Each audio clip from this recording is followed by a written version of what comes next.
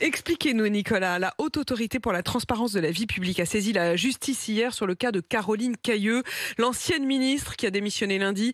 Elle avait visiblement fortement sous-évalué son patrimoine. Oui, et cette haute autorité estime que les manquements reprochés à Caroline Cayeux peuvent être qualifiés de fraude fiscale et d'évaluation mensongère de son patrimoine, délit qui peut être puni de 3 ans de prison. Les sommes avancées sont de 3,9 millions de sous-évaluation pour son appartement parisien et une maison en Bretagne, ce qui représente tout de même la moitié de la valeur de ces deux biens. D'après le journal Le Courrier Picard, Caroline Cayeux possède avec sa sœur un immeuble haussmannien, place de l'Alma, dans le 16e arrondissement à Paris, face à la Tour Eiffel. Elle détient 99% d'une SCI estimée à 12 millions d'euros, plus la maison à Dinard, un appartement à Beauvais et des forêts pour chasser en Sologne. La Haute Autorité pour la transparence de la vie publique souligne que l'ancienne ministre a été alertée sur ces sous-évaluations dès 2021, mais qu'elle a tardé à corriger sa déclaration. Est-ce qu'on sait d'où vient cette fortune ? Oui, de plusieurs héritages. Caroline Cayeux est la fille de Pierre Fournier, qui est le créateur d'un laboratoire pharmaceutique qui porte son nom et qu'il a revendu plus d'1 milliard d'euros. Sa mère était l'héritière des peintures Lefranc et sa grand-mère s'appelait Geneviève Panhard, héritière, elle, du constructeur automobile Panhard, qui a été racheté par Citroën dans les années 60. Tout cela la place à la tête d'une très grande fortune, mais on n'en connaît pas le montant exact, puisque les déclarations de patrimoine des ministres n'ont pas encore été publiées, et la sienne ne le sera pas en raison de sa démission, ce qui ne l'empêchera pas de devoir s'expliquer devant la justice. Sa démission était inévitable.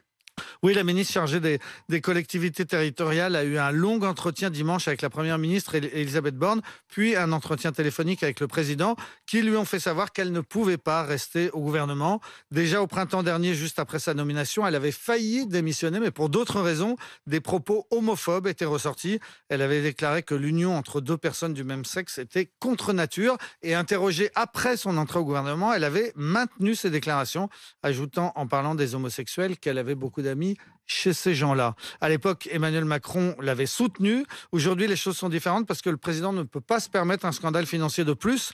La semaine dernière, on a annoncé l'ouverture d'une information judiciaire sur l'affaire McKinsey qui risque d'éclabousser ses proches. Et hier, on a révélé de nouveaux éléments gênants pour Alexis Kohler, le secrétaire général de l'Élysée, mis en examen pour prise illégale d'intérêt. Dans ce contexte, il était impossible de garder une ministre qui pouvait à tout moment être mise en examen pour fraude fiscale. Caroline Cayeux, qui n'est pas la première victime de la Haute Autorité pour la transparence de la vie publique. Non, c'est une institution qui a été créée sous François Hollande, juste après l'affaire Cahuzac. Certains avaient pensé à l'époque que ce serait un machin, surtout destiné à étouffer le scandale des comptes en Suisse du ministre des Budgets. Bien pas du tout. La Haute Autorité est devenue une institution respectée et efficace. Juste après sa création, d'abord, un premier ministre, Thomas Thévenoud, a dû démissionner parce qu'il ne déclarait pas ses revenus.